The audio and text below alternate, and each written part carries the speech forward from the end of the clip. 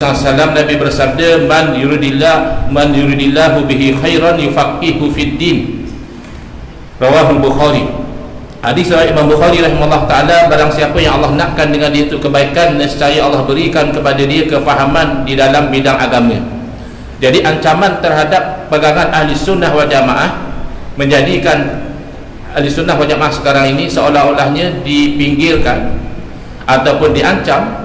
Antaranya pertama, umat tidak lagi mengambil ilmu dengan jalan bertalaqi daripada para ulama ahli sunnah wal jamaah secara berkitab dan bersanad. Sebaliknya, sebahagian umat Islam sekarang lebih selesa baca buku sendiri, dengar YouTube sendiri, tengok dalam internet sendiri, akhirnya jadi mufti sendiri, keluar fatwa ini halal ini haram, ikut rasa.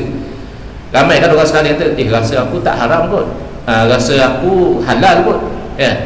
Padahal yang pakai rasa ni itu namanya master chef bidang masakan, itu boleh rasa ini kurang masin, kurang manis dan sebagainya. Agama tidak boleh pakai rasa, tapi oleh kerana sudah tidak bertalaqi, ramai umat pakai rasa. Kemudian tidak ada pendedahan yang mencukupi pada peringkat awal terhadap pegangan-pegangan ahli sunnati wal jamaah. Siapa sahaja yang naik jadi menteri pendidikan yang baru nanti, kerana kita tahu menteri pendidikan yang lama letak jawatan, yang memangku pun sudah terlepas jawatan. Sesiapa pun yang akan naik kena memastikan bahawa silibus pendidikan utama negara ada di sana ahli sunnati wal jamaah yang jelas. Kita tidak mahu hanya tasawur islami, hanya gambaran sahaja tentang Islam, tapi kaedah pegangannya tidak jelas. Kena ada dalam peringkat rendah, menengah dan universiti. Kemudian faktor yang ketiga yang menghalang umat Islam daripada kefahaman yang sebenar, kerana dikelirukan oleh dakwaan yang palsu tentang ahli sunnah wal jamaah. Sudah ada orang yang mendakwa kononnya ahli sunnah wal jamaah adalah begini, sedangkan kalau kita ukur dengan neraca ilmu, dakwaan itu adalah palsu dan tidak benar. Maka untuk memastikan kelestarian ahli sunnah wal jamaah, langkah yang pertama, hendaklah disebar luaskan kefahaman ahli sunnah wal jamaah secara yang mudah difahami. Kita tahu kitab-kitab lama ni bahasa lama. Jadi orang sekarang ni kalau dengan bahasa lama ni, contohnya bermula setiap af'al yang baharu dan kainat itu tidak memberi bekas, hanya saja yang berbekas adalah Allah Ta'ala juga. Awal-awal dia dah confuse, bekas apa ni, bekas tupperware ke, bekas plastik ke, bekas kaca ke. Jadi tak ada masalah kita itu mengajarkan intipati. Bahkan itulah kewajipan kita, mengajar intipati akidah ahli sunnati wal jamaah, tapi dimodernkan bahasa, contoh dan penyampaiannya, dan dengan medium yang mudah dicapai oleh umat Islam. Kalau sekarang ini social media, video-video pendek perlu disebarkan. Kalau video lebih daripada 3 atau 4 minit, biasa orang dah tak mau tengok. Di zaman sekarang begitu. Ada satu isu tentang mazhab, kita ada penerangan 2 atau 3 minit. Ada satu isu tentang masalah ilmu hakikat makrifat yang palsu, yang tak payah solat dan sebagainya, ada penerangan 2-3 minit dan diviralkan, disebarkan. Kemudian yang saya sudah sebut tadi, mesti dimasukkan kefahaman asas ahli sunnah wal jamaah di dalam silibus pendidikan negara.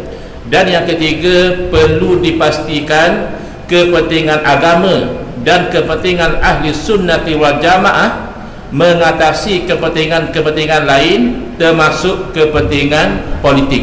Minta maaf saya cakap, banyak ahli sunnah wal jamaah terancam kerana kita meletakkan pendirian politik lebih atas daripada menjaga agama dan ahli sunnati wal jamaah. Saya bagi contoh.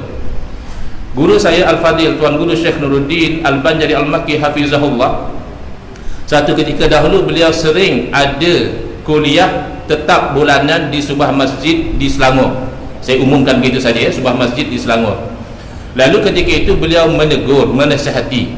Dia orang alim kan, dia kena strict, dia tak boleh berpihak kepada mana-mana kiri kanan sehingga mengenepikan kebenaran. Jadi dia kata, macam mana Allah nak berikan kemenangan kalau dalam peperangan Uhud ada beberapa orang yang lebih cenderung kepada dunia pun Allah tangguhkan dahulu kemenangan. Macam mana kalau dalam kumpulan kita ada golongan Syiah dan sebagainya. Lalu beliau menyebut nama seorang tokoh yang pada masa itu berada di dalam parti PAS, tetapi sekarang tidak lagi, sudah jadi pemimpin besar dalam parti lain.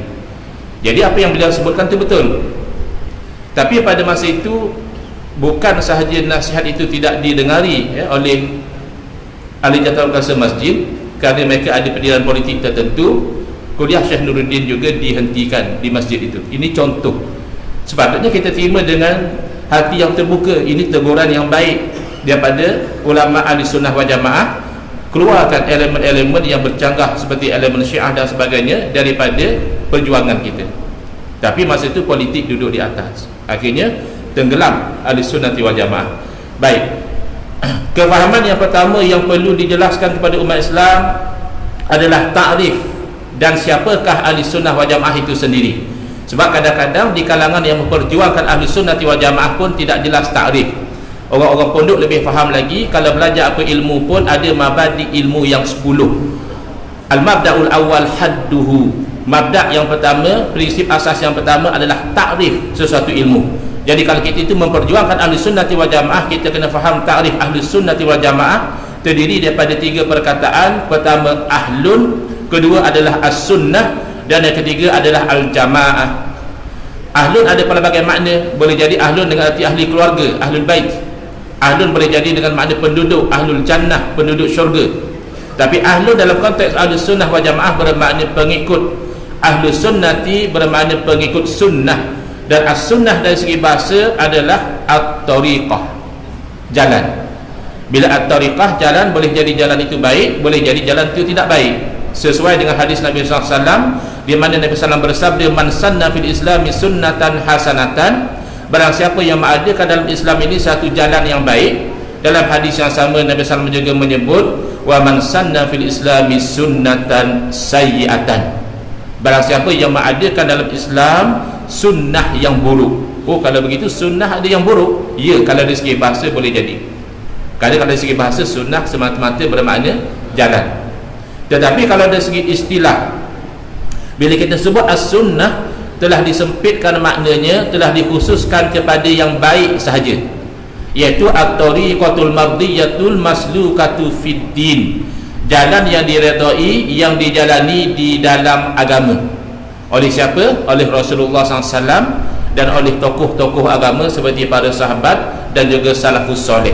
Jadi kalau sebut sunnah dari segi bahasa dan maaf dari segi istilah, tidak ada yang buruk. Bila kita kata jom kita hidupkan sunnah, itu pasti baik. Mari kita berpegang teguh dengan sunnah, itu pasti baik, kerana jalan yang diredai di dalam agama. Sementara al-jamaah adalah membawa makna kesatuan, kebersamaan, kerukunan, lawan kepada kata al-furqah yang membawa makna perpecah belah dan bercerai-berai. Kenapa dinamakan ahli sunnati wal jamaah? Kerana golongan ini selalu memelihara kesatuan, kebersamaan dan kerukunan sesama mereka. Baik, kalau begitu tidak ada perbezaan kah? Di kalangan ahli sunnah wal jamaah tidak ada khilaf kah? Jawapannya ada perbezaan, ada khilaf. Tetapi perbezaan di kalangan ahli sunnati wal jamaah tidak melahirkan sikap saling membid'ahkan, menuduh fasik, apatah lagi mengkafirkan, menuduh kafir kepada umat Islam semata-mata kerana berbeza pandangan. Itu bukan sikap ahli sunnati wal jamaah. Jadi kalau ada orang mendakwa ahli sunnati wal jamaah, dia bersikap demikian, dia mengkafirkan orang Islam yang tidak berbeza, yang tidak sama pandangan dengan dia, maka itu menunjukkan dakwaan ahli sunnah wal jamaah itu adalah dakwaan yang palsu.